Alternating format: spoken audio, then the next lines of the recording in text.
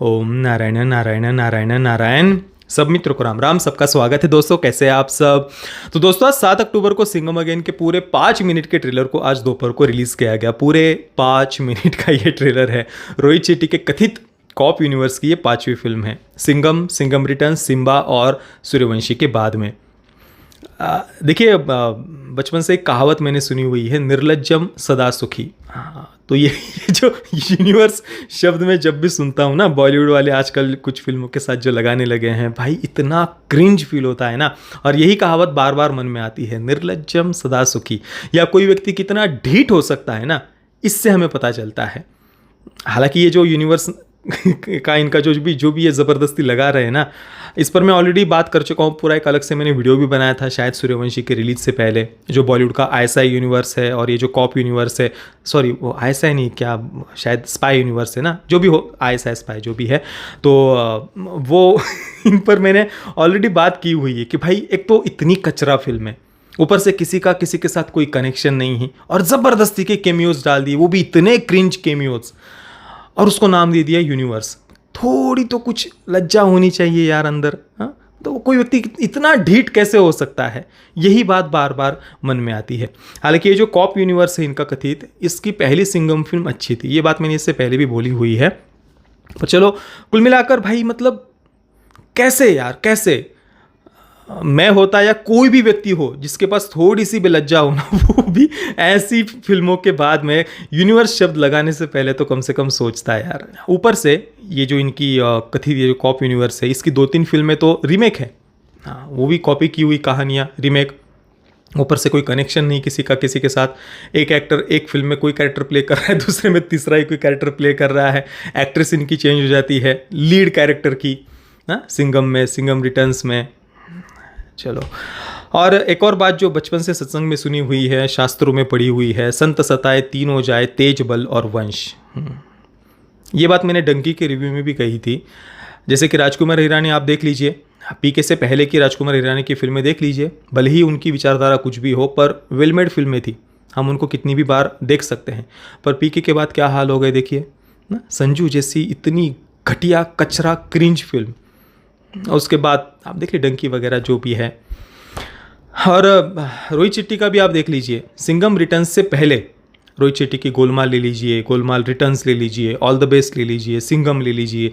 ये 4 फिल्में सच में बहुत बढ़िया हैं, इनको मैं कितनी भी बार देख सकता हूँ। गोलमाल, गोलमाल का second part, all the best और सिंघम, चारों अच्छी फिल्में हैं। पर सिंघम रिटर्न्स के बाद देख लीजिए, एक से बढ़कर एक वाहियात फिल्में उसके बाद हमें देखने को मिलती है। हाँ, गोलमाल अगेन कोई कह सकता है कॉमेडी फिल्म की दृष्टि से कि भाई ठीक लगी थी, पर भाई मुझे तो कोई खास ऐसी पसंद नहीं आई थी। ठीक है, किसी को ज़बरदस्ती देखना है तो देख सकता है। दिलवाले की बात करें तो मैं सच कहता हूँ, मैं आज तक भी उस फिल्म को कभी पूरा नहीं देख पाया। थिएटर तो गया ही नहीं था देखने के लिए, और टीवी पर मेरे सामने आई थी, पर कई बार आई मेरे सामने, पर कभी भी मैं उसको नहीं देख पाया भाई, झेल ही नहीं पाया उसको मैं। उसके बाद में सिम्बा, ठीक है, कोई प्रोपेगेंडा नहीं था, और किसी को एक टिपिकल मसाला फिल्म के रूप में देखना है तो देख सकता है। और वैसे भी वो भी एक रीमेक फिल्म थी, इस कारण से थोड़ी बहुत कहानी हमें वहाँ पर देखने को मिलती है। और सूर्यवंशी की बात करें तो भाई उसका तो कहना ही क्या, कहानी के नाम पर तो कचरा थी फिल्म, और ऊपर से बस ज़बरदस्ती के आखिर में 10 मिनट के क्रिंज केमियोज डाल दिए थे फालतू के, एक दूसरे के साथ वो कॉमेडी करते हुए। और बाकी पूरी फिल्म में तो उनकी बैलेंसिंग करने में ही चली गई। मत बनाओ ना भाई फिर आतंकवाद के विषय पर आधारित फिल्में। पूरी फिल्म में इनका एक आध बार ठीक है, पूरी फिल्म में इनका बैलेंसिंग में ही चली गई। और सर्कस में तो, सर्कस का तो कहना ही क्या। और इसके बाद अभी सिंघम अगेन के ट्रेलर से ही पता चल रहा है कि क्या उन्होंने खिचड़ी बना दी है। रामायण, इसका सम्मान तो रामायण का कहीं पर मुझे लगा नहीं, अंदर से एक बार भी ऐसा कोई भाव अंदर से जगा हो, श्रद्धा का भाव जगा हो, अंदर से लगा हो कि हाँ यार सच में कुछ श्रद्धा भाव से इन्होंने कोई चीज़ बनाई। ऐसा तो एक सेकंड के लिए भी पूरा 5 मिनट का ट्रेलर देखते हुए लगा नहीं। ऊपर से ऐसा बार बार अवश्य लग रहा था कि भाई ये क्या मजाक चल रहा है। वो कहानी पूरी बता दी है, सब कुछ पता चल गया है, किस कैरेक्टर को वो किससे इंस्पायर्ड दिखाने वाले हैं वगैरह वगैरह, जिसका कोई सेंस बनता नहीं है वैसे, पर वो सब कुछ तो चलो दिखा दिया है, वो भी एक अलग बात है। पर मुझे कम से कम रामायण का सम्मान तो कहीं पर दिखा नहीं। ऊपर से बार बार मन में एक ही शब्द आ रहा था कि भाई ये क्या पाखंडीपना है यार, कितने ढोंगी और पाखंडी लोग होते हैं ये लोग।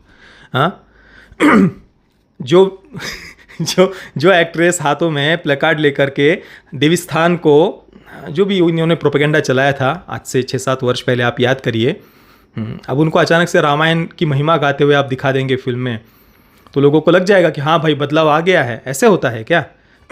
एक तरफ तैमूर की महिमा गाओ, अनगिनत लोगों का कत्लेआम करने वाले आक्रांता की महिमा गाओ, हाथों में प्लेकार्ड लेकर के देवस्थान के विरुद्ध प्रोपेगेंडा स्प्रेड करो, और फिर ऐसे फिल्में आप दिखा दोगे रामायण की महिमा गाते हुए। हाँ, तो इससे लोगों को, मतलब लोगों को सोचने समझने की क्षमता ही नहीं लोगों के पास में जैसे। और ऊपर से सिंघम रिटर्न्स में, सिंघम के सेकंड पार्ट में हमने क्या देखा था? संत जो हमारी संस्कृति के आधार है, भारत जिसे संतों की भूमि कहा जाता है, आधार स्तंभ होते हैं संत संस्कृति के, उनके विरुद्ध इन्होंने प्रोपेगेंडा स्प्रेड किया था। और फिर हिंदू संत कितने घिनौने दरिंदे होते हैं दिखाने के बाद एंडिंग में जो भी पुलिस वाले हैं उनकी सारी समस्याएं, वो एक दरगाह में जो भी है अपनी मन्नत मांगने के लिए जाते हैं, उसके बाद में उनके सारे प्रॉब्लम्स दूर हो जाते हैं। बहुत अच्छी बात है। अब रोहित शेट्टी की श्रद्धा जो भी है, उनकी श्रद्धा जहाँ पर भी है, बहुत बढ़िया बात है। तो वही दिखा देते ना सिंघम अगेन में भी, इस तीसरे पार्ट में भी सिंघम के क्या प्रॉब्लम थी। जहाँ पर सच में श्रद्धा है वही दिखा दो। अब देश की जनता के थोड़ी एक राष्ट्रवाद की लहर दिख रही है, लोक संस्कृति का सम्मान की विचार सब तरफ दिख रहे हैं, तो बस इस कारण से बस पाखंडीपना कर देना और बदल देना है कुछ भी स्क्रिप्ट। जो सेकंड पार्ट में दिखाया था वही दिखा देते हैं यहाँ पर भी। मतलब बाहर से बस ये पाखंडीपना क्यों, दिखावा क्यों करना? जो हो अंदर से वो दिखा दो ना। और चलो कोई व्यक्ति सच में बदल रहा हो ना, तो मैंने कई बार बात कही हुई है कि भाई कोई व्यक्ति पहले कैसा भी हो, हर व्यक्ति को बदलने का अधिकार है, परंतु यहाँ पर वो अंदर से बाहर होना भी तो चाहिए ना, लगना भी तो चाहिए। वो लग तो कहीं पर नहीं रहा। मजाक अवश्य लग रहा है रामायण का। हाँ, और ये बॉलीवुड वालों ने आजकल एक नया प्रोपेगेंडा शुरू कर दिया है।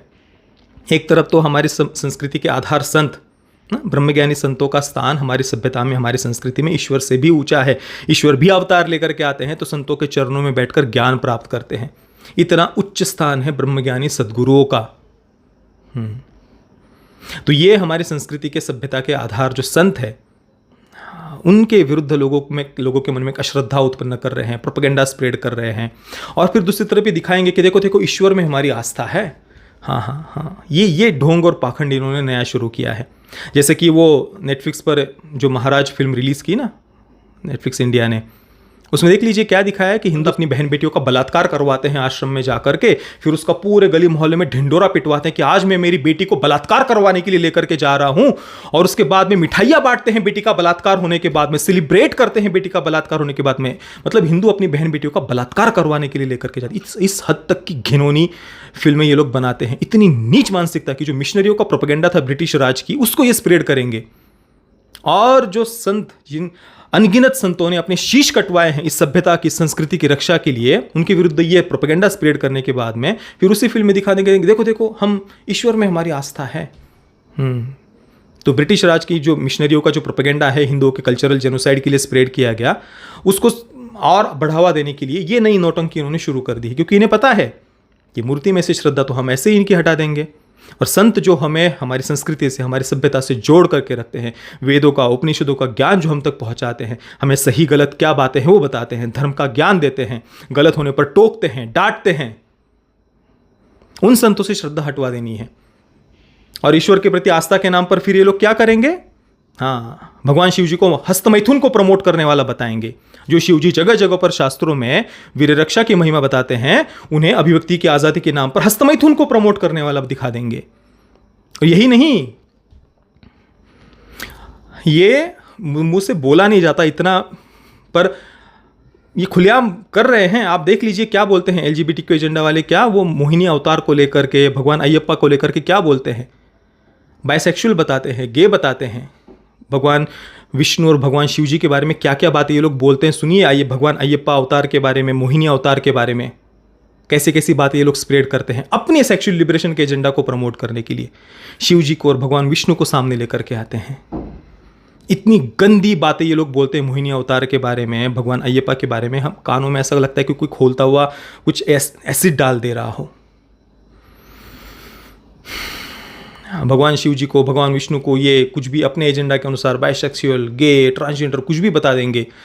अर्धनारीश्वर अवतार के बारे में कुछ भी बोल देंगे। कुछ पता है नहीं शास्त्रों में उसका उल्लेख क्यों आता है, कुछ भी अपने एजेंडा को स्प्रेड करने के लिए बोल देंगे।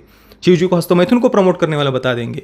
ये ईश्वर के प्रति आस्था के नाम पर इनको पता है, वो जब संत ही नहीं होंगे जो सही गलत क्या है, धर्म क्या है, अधर्म क्या है, गलत क्या है, सही क्या है, हमारी गलती होने पर टोकेंगे, डांटेंगे, उनके प्रति तो आस्था मिटा दी नहीं ना। फिर ईश्वर के प्रति आस्था के नाम पर ये सब बातें इनको दूसरी साइड में ये प्रमोट करेंगे। इनकी कोई आस्था नहीं है ईश्वर के प्रति। ईश्वर की आस्था के नाम पर ये लोग क्या कर रहे हैं ना, नई जनरेशन को किस तरफ लेकर के जा रहे हैं, वो सब दिख रहा है। तो ये ढोंग और पाखंडपना नहीं करना चाहिए। कम से कम सिंघम रिटर्न्स में जो दिखाया था उसी को कंटिन्यू कर देते ना। और इसीलिए शास्त्रों में कहा गया है कि ब्रह्मज्ञानी गुरु के बगैर किया गया जप, तप, ध्यान, व्रत, पुण्य, तीर्थ यात्रा सब कुछ व्यर्थ है, सब कुछ व्यर्थ बताया गया है निकुरे का। क्योंकि मनमानी भक्ति से तो आपका अहंकार बढ़ेगा कि मैं कुछ हूं, मैं कुछ कर रहा हूं। और आस्था तो अहंकार मिटाने का नाम है। अध्यात्म का मार्ग तो अहंकार मिटाने का मार्ग है। और वो संत हमें डांट कर, टोक कर हमारा अहंकार मिटाते हैं, हमारी आसक्ति मिटाते हैं, चोट करते हैं। जहां बातें, जो आसक्ति जहां लगी हुई हो ना, वहीं पर चोट करेंगे संत। और वही तो इनको नहीं चाहिए ना। इनको तो मनमाना जीवन जीने के लिए प्रमोट करना है नई जनरेशन को। और फिर यहाँ पर अभी दिखावा कर रहे हैं जैसे कि रामायण के प्रति इनके मन में बड़ा सम्मान हो। अरे पूरे रामायण का आधार क्या है? प्रभु श्री रामचंद्र जी, आप देख लीजिए, संपूर्ण रामायण पढ़ लीजिए, जगह जगह पर संतों की महिमा आपको देखने को मिलेगी। संतों की आज्ञा के पालन के लिए प्रभु श्री रामचंद्र जी ने राक्षसों का संहार किया था। वनवास में 14 वर्ष में प्रभु श्री रामचंद्र जी अलग अलग संतों के आश्रमों में गए थे, उनके चरणों में बैठकर ज्ञान प्राप्त किया था। तो जगह जगह पर संतों की महिमा हमें रामायण में देखने को मिलती है। तो एक तरफ तो आप उन संतों के विरुद्ध प्रोपेगेंडा स्प्रेड करेंगे और दूसरी तरफ बस दिखावा करेंगे कि जैसे आपकी ईश्वर में आस्था हो, और वो भी इतने छपरी तरीके से। मतलब मजाक ही था ना। फिल्म में कुछ देखा, कुछ सेंसिबल वे में कुछ बात उन्होंने प्रस्तुत की हो। पूरे 5 मिनट के ट्रेलर में वो सेंसिबल वे में तो कुछ भी दिखाई नहीं दे रहा था। मजाक था ट्रेलर के नाम पर। 5 मिनट में कहानी तो बता ही दे रहे हैं, कौन सा कैरेक्टर किससे वो इंस्पायर्ड होने वाला है वगैरह वगैरह। वो जो कुछ भी मजाक इन्होंने किया हुआ है वो दिख ही रहा है। और कहानी के नाम पर तो मतलब बता दिया, ये भी बोलना सही नहीं लग रहा है, क्योंकि कहानी तो कुछ दिख ही नहीं रही है। जो भी है वो मजाक ही लग रहा है। वो किडनैपिंग और बचाने के लिए सब जाएंगे। क्या मजाक है यार, क्या मजाक है। बड़ी कॉप फिल्मों की भी अगर हम बात करें तो आज भी रश आवर देख लीजिए जैकी चैन की, हाँ, या फिर विल स्मिथ की वो बैड बॉयज़, आज भी देख सकते हैं भाई बड़ी कॉप फिल्में। ऐसा नहीं कि बड़ी कॉप फिल्में बन नहीं सकती, बहुत बढ़िया बन सकती है। अब कुछ ढंग की कहानी हो, थोड़ी मजाक मस्ती हो। इनकी मजाक मस्ती के नाम पर बस कचरा ये लोग बना करके रख देंगे। डायलॉग्स क्या डालेंगे? महात्मा गांधी का तो हम सम्मान करते हैं। ये ऐसे डायलॉग्स होते हैं। कुछ भी। अरे यार, ये भगवान। चलो बाकी आपको ये सिंघम अगेन का 5 मिनट का जो कुछ भी था ये ट्रेलर या जो कुछ, आपको ये कैसा लगा मुझे अपनी कमेंट में अवश्य बताना। ये वीडियो देखने के लिए आप सभी मित्रों का बहुत बहुत धन्यवाद। जय श्री राम, वंदे मातरम।